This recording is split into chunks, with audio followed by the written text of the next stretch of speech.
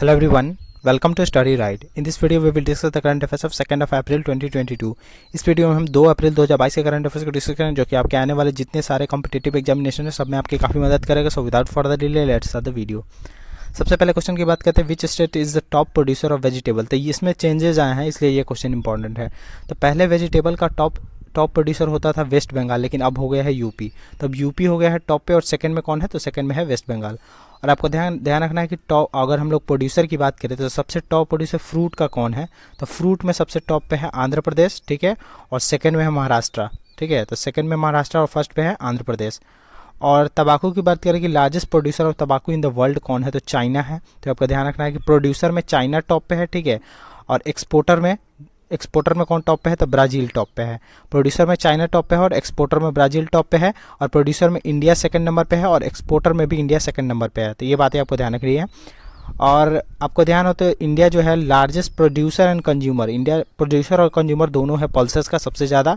और United nation ने 2023 को इंटरनेशनल ईयर ऑफ मिलेट्स के रूप में सेलिब्रेट करने का फैसला किया है, जो कि इंडिया ने ही सजेस्ट किया था. और यूनाइटेड नेशन जनरल असेंबली ने 2022 को क्या बोला है सेलिब्रेट करने के लिए, तो आर्टिजनल फिशरीज़ के रूप में यूनाइटेड नेशन जनरल असेंबली 2022 को सेलिब्रेट करेगा. और कोकोनट की बात करें तो कोकोनट सबसे टॉप प्रोड्यूसिंग स्टेट कौन है, तो केरला है. और कोकोनट डेवलपमेंट बोर्ड का भी हेडक्वार्टर केरला में ही है. और आपको ध्यान रखना है कि जो कोकोनट डेवलपमेंट बोर्ड है पहले उसमें 4 मेंबर हुआ करते थे, अब उसमें 4 मेंबर के जगह 6 मेंबर हो गए हैं.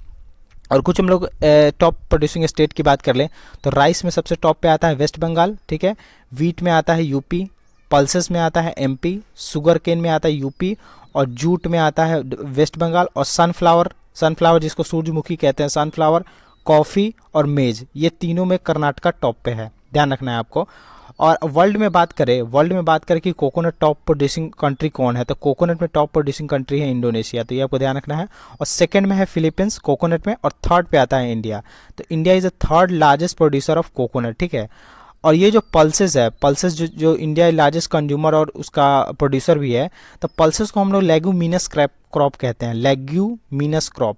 अब क्यों कहते हैं, क्योंकि इस क्रॉप में जो बैक्टीरिया होते हैं वो काफ़ी हेल्प करते हैं, वो नाइट्रोजन को सॉइल के साथ फिक्स कर देते हैं. बैक्टीरिया जो होता है वो नाइट्रोजन को सॉइल के साथ फिक्स कर देते हैं, जिससे कि सॉइल की फर्टिलिटी वगैरह काफ़ी बढ़ जाती है. तो आप देखोगे कि जहाँ भी ये ग्राम वगैरह या फिर चने वगैरह की खेती वगैरह की जाती है, वहाँ पर आप देखोगे तो काफ़ी फर्टाइल आपको लैंड देखने को मिलेगा. The first edition of India Ocean Naval Symposium Maritime Exercise 2022 held at which place. अब ये Indian Ocean naval symposium exercise नहीं है, ये मैरीटाइम एक्सरसाइज की बात कर रहे हैं. वो तो जो 7th हुआ था इंडियन नेशनल नेवल सिम्पोजियम वाला ओशियन नेवल, वो तो फ्रांस में हुआ था, लेकिन ये हम लोग मैरीटाइम एक्सरसाइज की बात कर रहे हैं. तो ये गोवा और अरेबियन सी में हुआ. अब ये 2 जगह पे क्यों हुआ, क्योंकि इसका 2 फेज हुआ. एक हार्बर फेज हुआ, तो हार्बर फेज जो हुआ वो गोवा पे हुआ, और एक सी फेज हुआ वो सी हमारे अरेबियन सी में हुआ. और हार्बर फेज कहाँ पे हुआ था, तो मोर्मुगांव पोर्ट है एक, तो भी आपको ध्यान रखना है कि मोर्मुगांव पोर्ट कहाँ पे है, तो वो गोवा में है. तो यह बात आपको ध्यान रखना है. और यहाँ पे हम लोग बात करते हैं, एक होता है इंडियन ओशियन नेवल सिम्पोजियम और एक होता है इंडियन ओशियन ड्रीम एसोसिएशन, ठीक है. ये जो दोनों होता है, तो इंडियन ओशियन नेवल सिम्पोजियम में पहले 24 मेंबर हुआ करते थे, लेकिन 2021 में इसमें कतर ज्वाइन किया था. अब इंडियन ओशियन नेवल सिम्पोजियम में टोटल 25 मेंबर हैं और इंडियन ओशियन ड्रीम एसोसिएशन में टोटल 23 मेंबर हैं. तो इंडियन ओशियन जो ड्रीम एसोसिएशन ये कहाँ पे हुआ था, तो ये ढाका बांग्लादेश में हुआ था. और इंडियन ओशियन नेवल सिम्पोजियम ये कहाँ पे हुआ था, तो 7th टाइम ये हुआ था कहाँ पे, तो फ्रांस में. ये आपको ध्यान रखना है. और Indian Ocean naval symposium maritime exercise अभी रिसेंटली हुआ है गोवा और अरेबियन सी में. RBI establish Varnika ink manufacturing facility at which place. अब देखो, भारत हमारा चाहता है आत्मनिर्भर बनना, सेल्फ रिलायंट बनना, तो आरबीआई भी उससे पीछे नहीं हटना चाह रही. वो भी अपना एक वर्निका इंक मैन्युफैक्चरिंग फैसिलिटी कहाँ पे लगाना चाहती है, तो मैसूरू कर्नाटका में लगाएगी. और ये क्यों, क्योंकि आरबीआई को इंक वगैरह बाहर से इंपोर्ट करना पड़ता था, तो अब आरबीआई भी चाहता है आत्मनिर्भर बनना इंक के मामले में, तो मैसूरू कर्नाटका में ये लगाया जाएगा. और ये जो फैक्ट्री है वो 1500 मैट्रिक टन, ये भी आपको ध्यान रखना है कि 1500 मैट्रिक टन एनुअल इंक मतलब देगा. ये हर साल 1500 मैट्रिक टन ये देगा, जिससे कि बैंक नोट की जो छपाई वगैरह होती है उसमें इंप्रूवमेंट वगैरह आए, उसके लिए ये किया जाएगा. और सिक्योर भी रहे हमारा बैंक नोट, ताकि कोई उसका काउंटरफेट ना कर सके, तो इसलिए ये करने का निर्णय लिया है आरबीआई ने. और आरबीआई ने रिसेंटली इनोवेशन हब का भी अनावरण किया. कहाँ पे, तो कर्नाटका में अनावरण किया. और उसके पहले चेयरमैन है के गोपाल कृष्णन. तो के Gopal Krishnan is the chairman of RBI innovation hub जो कि कर्नाटका में इनोग्रेट किया गया, तो वो भी काफ़ी आपके लिए इंपॉर्टेंट है। India first KYC compliant crypto token redemption launch by, तो ये Redemption digital technology private limited के द्वारा लॉन्च किया गया है। और केवाईसी का फुल फॉर्म होता है नो योर कस्टमर, ठीक है। और आपको ध्यान रखना है कि ये है क्या, तो जैसे क्रिप्टो करेंसी वगैरह होता है तो उसमें आपको करेंसी वगैरह इन्वेस्ट करना होता है, लेकिन आप इसमें अपना टाइम इन्वेस्ट करके भी अर्न कर सकते हैं। अब वो कैसे, आप यहाँ पे जाओगे तो आपको कोई एक्टिविटीज़ दी जाएगी, एक्टिविटीज़ आप करोगे तो वहाँ पे अपना टाइम आप स्पेंड किए, उससे आपको कुछ कुछ अर्निंग देखने को मिलेगी। तो इसके लिए पहला लॉन्च किया गया है रिडीम्सन, एक केवाईसी कंप्लायंट टोकन। अब सेंट्रल बैंक ऑफ इंडिया ने कुछ दिन पहले ही क्विक.डी के साथ पार्टनरशिप किया है। किस चीज़ के लिए, तो एआई बेस्ड वीडियो सॉल्यूशन के लिए क्विक.डी के साथ सेंट्रल बैंक ऑफ इंडिया ने पार्टनरशिप किया था, तो ये भी आपको ध्यान रखना है। दिव्यांग friendly website launch by home, अब एक दिव्यांग फ्रेंडली वेबसाइट थी, ये आपको ध्यान रखना है, ये दिव्यांग फ्रेंडली सोशल जस्टिस इंपावरमेंट का है, ठीक है, वेबसाइट। उसको लॉन्च किया हमारे लॉ मिनिस्टर किरण रिजिजू ने, तो ये आपको ध्यान रखना है। और किरण रिजिजू की कंस्टिट्यूंसी क्या है, तो अरुणाचल वेस्ट, तो इनका कंस्टिट्यूंसी भी ध्यान रखें, अरुणाचल वेस्ट इनका कंस्टिट्यूंसी है। और ये वेबसाइट क्या करेगा, तो ये वेबसाइट जितने भी हमारे सोसाइटी में सिटीजन वगैरह है तो उनको बेटर फैसिलिटी जो भी देना चाहता है, तो दिव्यांग पर्सन को, तो उसमें बेटर फैसिलिटी प्रोवाइड करेगा ये website. India to provide how much $1 million to BIMSTEC to increase its operational budget. अब रिसेंटली हम जो फिफ्थ बिम्स्टेक हुआ, ठीक है, तो आपको ध्यान रखना है कि फिफ्थ बिम्स्टेक किसके चेयर में हुआ, तो उसका श्रीलंका ने चेयर किया और अटेंड किया था हमारे प्राइम मिनिस्टर नरेंद्र मोदी ने। तो वहाँ पे हमारे प्राइम मिनिस्टर नरेंद्र मोदी ने कहा कि 1 बिलियन वो बिम्स्टेक कंट्री को देंगे ताकि वो अपना ऑपरेशनल बजट कर सके, तो ये काफ़ी इंपॉर्टेंट है। और आपको ध्यान रखना है कि बिम्स्टेक का चेयर 2022 के लिए कौन है, तो वो श्रीलंका ही है। तो अब जहाँ भी होगा बिम्स्टेक तो उसको श्रीलंका ही होस्ट करेगा, तो आपको ध्यान रखना है। और बिम्स्टेक का हेडक्वार्टर कहाँ पे, तो ढाका बांग्लादेश में है। और बिम्स्टेक साउथ और साउथ ईस्ट एशिया के बीच समन्वय है, ये मतलब साउथ के कंट्री और साउथ ईस्ट एशिया के कंट्री मिलके बिम्स्टेक का निर्माण करते हैं। और साउथ में टोटल 5 कंट्री है और साउथ ईस्ट एशिया में टोटल 2 कंट्री है, तो आप कह सकते हैं कि बिम्स्टेक में टोटल कितने कंट्री है, तो 7 कंट्री है। और जब साउथ एशिया की बात करें तो उसमें कौन कौन कंट्री आते हैं, तो बांग्लादेश, भूटान, इंडिया, नेपाल और श्रीलंका। बांग्लादेश, भूटान, इंडिया, नेपाल और श्रीलंका। इंडिया भी आता है किसमें, तो साउथ एशिया में। और साउथ ईस्ट एशिया की बात करें तो उसमें 2 कंट्री थाईलैंड और म्यांमार है। और रिसेंटली हम लोग अगर डिप्लोमेटिक टाइज की बात करें तो इंडिया और जापान ने recently 70 years of diplomatic ties complete किया है। और इंडिया और नीदरलैंड ने recently 75 years of diplomatic ties complete किया है। और इंडिया और इजराइल ने 30 years of diplomatic ties recently complete किया है। RBI extend deadline for implementation of cassette swapped in ATM till which month. अब ये कैसेट स्वैप एग्रीमेंट क्या होता है इसको मैं बताता हूँ। आरबीआई ने इसका डेडलाइन कर दिया 31 ऑफ मार्च 2022, मतलब 31 मार्च 2023 तक जितने सारे बैंक हैं सबको अपने एटीएम में कैसेट स्वैप लगाना अनिवार्य होगा। अब एक कैसेट स्वैप जो है वो पीके मोहंती कमेटी थी, उसके कहने पे आई थी। और कैसेट स्वैप क्या होता है, जैसे कि आप देखोगे एटीएम में पहले क्या होता था कि सारे लोग जाके अपने हाथों से उसमें नोट भरना पड़ता था, लेकिन कैसेट स्वैप है उसमें ऑटोमेटिक आप वहाँ पे जाकर रख दो और उसमें ऑटोमेटिक नोट उसमें लोड हो जाता था, तो ये है कैसेट स्वैप। तो आरबीआई ने कहा है कि इसको अब 31 मार्च 2023 तक सबको अनिवार्य कर देना है। तो ये किसके कहने पे आया था, तो डीके मोहंती कमेटी के कहने पे आया था, जो कि करेंसी मूवमेंट पे एक करेंसी कमेटी बनी थी। और कार्ड टोकनाइजेशन की बात करें तो कार्ड टोकनाइजेशन कब तक कंप्लीट कर देना है, तो वो जून 2022 तक कंप्लीट कर देना है सबको कार्ड टोकनाइजेशन। और कार्ड टोकनाइजेशन क्या होता है, तो जैसे मान लो आपको कहीं पे शॉपिंग वगैरह करना है तो आप अपने डेबिट कार्ड या क्रेडिट कार्ड का नंबर जाके उस साइट पे आप दो, आपका नया कार्ड नंबर जनरेट हो जाएगा, जिससे कि आपका सिक्योर रहेगा। बार बार अब जितनी बार आपको शॉपिंग करनी है, जितनी बार पेमेंट करना है, आप नया कार्ड नंबर जनरेट कर सकते हैं, तो उसी को कहते हैं हम लोग कार्ड टोकनाइजेशन। और रिसेंटली एसबीआई ने भी पार्टनरशिप किया था पेटीएम के साथ कार्ड टोकनाइजेशन के लिए। Who has been appointed as the high-level expert group on the net zero emission commitment of non-state entities। अब एक नेट जीरो के लिए कमेटी बनी है यूनाइटेड नेशन के द्वारा, उसमें एक इंडिया का मेंबर है, वो कौन है, तो अरुणभा घोष। और अरुणभा घोष आपको ध्यान रखना है, ये सीईओ है किस चीज़ के, तो ये जो सीईओ है council for energy environment and water, council for energy environment and water, मतलब ये एक इन्वायरमेंटलिस्ट है और ना बहुत इंडिया से बिलोंग करते हैं, तो इनका भी इस ग्रुप में चयन हुआ है। और इसके चेयरमैन कौन होंगे, तो ये भी इंपॉर्टेंट है, इसके चेयरमैन कौन होंगे, तो इसके चेयरमैन है कनाडा के एक व्यक्ति है कैथरीन मैकेंजा, कैथरीन का एक व्यक्ति है वो इसके चेयरमैन है, तो ये भी आपको ध्यान रखना है। Who has been appointed as the MD and CEO of Mahindra Manulife investment management private company. अब महिंद्रा मैन्युलाइफ के नए MD और CEO कौन बने, तो वो बने हैं एंथोनी हराडिया। और कुछ हम लोग अपॉइंटमेंट की बात करें तो रिसेंटली कल्याण ज्वेलर्स के नए MD बने हैं कौन, तो विनोद राय बने हैं नए चेयरमैन। और फेडेक्स एक कंपनी है, उसके नए चेयरमैन बने हैं राज सुब्रमण्यम। एसोचैम के न्यू प्रेसिडेंट बने हैं कौन, सुमंत सिन्हा, जो कि रिन्यू पावर के भी चेयरमैन हैं। और इंद्रप्रस्थ गैस लिमिटेड के मैनेजिंग डायरेक्टर कौन बने थे, संजय कुमार।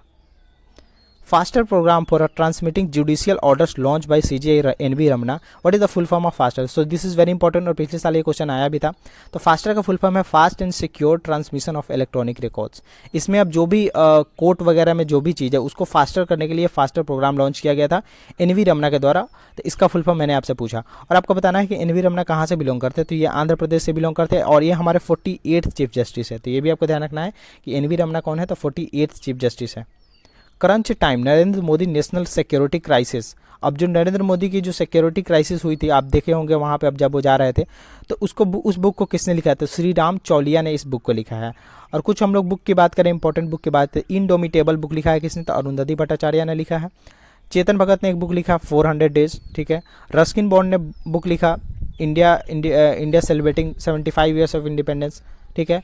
और उसके बाद दलाई लामा ने भी बुक लिखा था the little book of encouragement, और the little book of joy लिखा दलाई लामा और देशमन टूटू दोनों ने मिलकर। और देशमन टूटू कहाँ से है, तो साउथ अफ्रीका से, वो भी आपको कभी नहीं भूलना है।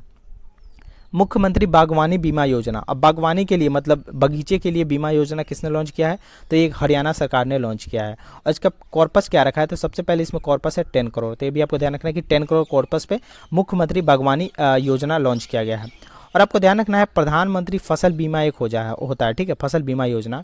तो अब इसके लिए भी कमेटी बनी थी, तो मैं कमेटी के बारे में बाद में बताऊंगा। तो इसमें एक प्रीमियम देना पड़ता है। तो राबी के लिए कितना प्रीमियम है, तो ये आपके इंटरव्यू में आ सकता है। तो राबी के लिए 1.5% प्रीमियम देना पड़ता है, खरीफ के लिए 2% देना पड़ता है और हॉर्टिकल्चर के लिए 5% देना पड़ता है। तो राबी के लिए 1.5%, खरीफ के लिए 2% और हॉर्टिकल्चर के लिए 5% प्रीमियम देना पड़ता है अंडर प्रधानमंत्री फसल बीमा योजना। Who has received sports leader of the year award eight CNBC। अब CNBC में काफ़ी अवार्ड दिए गए TV 18 के साथ, तो उसमें स्पोर्ट्स लीडर अवार्ड दिया गया अवनी लखेरा का, जो कि राइफल शूटर है। तो आपको ध्यान रखना है कि ये अवनी लखेरा कौन है, तो राइफल शूटर है, ठीक है। और ये ओलंपिक जो रिसेंटली हो वहाँ पे 10 मीटर जो एयर राइफल का इवेंट था उसमें इन्होंने गोल्ड मेडल जीता था और ब्रॉन्ज मेडल जीता था 50 मीटर के राइफल में, ठीक है। तो गोल्ड मेडल 10 मीटर और ब्रॉन्ज मेडल 50 मीटर। और अवनी लखेरा राजस्थान से बिलोंग करती है, राजस्थान से, ये भी आपको ध्यान रखना। Which state will host 83rd national table tennis championship. अब रिसेंटली जो 83rd नेशनल टेबल चैंपियनशिप होगा 2022 में, उसको होस्ट कौन करेगा, तो उसको मेघालय होस्ट करेगा। और आपको ध्यान हो रिसेंटली मेघालय ने CDB के साथ पार्टनरशिप किया था, मेघालय ने पार्टनरशिप किया था CDB के साथ। वो कहाँ, क्यों, क्योंकि CDB चाहता है ecosystem small and medium businesses के लिए मेघालय में बना, तो इसके लिए CDB ने मेघालय के साथ पार्टनरशिप किया। और रिसेंटली मेघालय और असम जो उनका 50 सालों से जो बॉर्डर डिस्प्यूट था 6 प्लेसेस पे, उसको भी रिजॉल्व करने के लिए एक MOU साइन किया है। Nehru museum to be renamed as what. अब जो नेहरू म्यूजियम था उनका अब नया नाम हो जाएगा PM म्यूजियम। क्यों, क्योंकि ऐसा कहा गया है कि नेहरू म्यूजियम जो है वो सबके सारे प्राइम मिनिस्टर के सहयोग से बना है, सबकी भागीदारी उतनी ही है, तो इसलिए कहा गया है कि अब उसका किसी व्यक्ति के नाम पे ना रख के उसका PM म्यूजियम नाम रखा जाएगा। Central grants how much crore for states and union territories under जल जीवन mission. This is very important question. अब सेंटर ने 40,000 करोड़ उसके लिए आवंटित किया है, किस चीज़ के लिए, तो जल जीवन मिशन। और आपको ध्यान रखना जल जीवन मिशन कब लॉन्च किया गया था, तो ये 2019 में लॉन्च किया गया था, ठीक है, जल जीवन मिशन। और इसका टारगेट क्या है, इसका टारगेट है कि 55 लीटर पर हेड पर पर्सन, हर फैमिली में 55 लीटर एक आदमी के पास डेली वाटर पहुंचना चाहिए। कब तक, तो 2024 तक सबको टैप्ड वाटर कनेक्शन प्रोवाइड कर देना चाहिए। और रिसेंटली पार्लियामेंट में ये कहा गया कि 9.25 करोड़ हमारे देश में ऐसे मतलब घर वगैरह हैं जहाँ पे टैप्ड वाटर प्रोवाइड कर दिया गया है। और पहला स्टेट कौन था जो कि टैप्ड वाटर कंप्लीट किया था, तो वो था गोवा। और अभी 100 डिस्ट्रिक्ट बना है जिसने ये टैप्ड वाटर को, जल जीवन मिशन को इम्प्लीमेंट किया है, तो वो कौन है, तो चंबा डिस्ट्रिक्ट है। और चंबा डिस्ट्रिक्ट कहाँ का है, तो हिमाचल प्रदेश का है। और रिसेंट सुजलम 2.0 भी एक जल संरक्षण के लिए आया जो कि मिनिस्ट्री ऑफ जल शक्ति ने किया। और सुजलम 2.0 किस चीज़ के लिए, तो ग्रे वाटर मैनेजमेंट के लिए। तो वो आपको ध्यान रखना है कि सुजलम 2.0 ग्रे वाटर मैनेजमेंट के लिए है।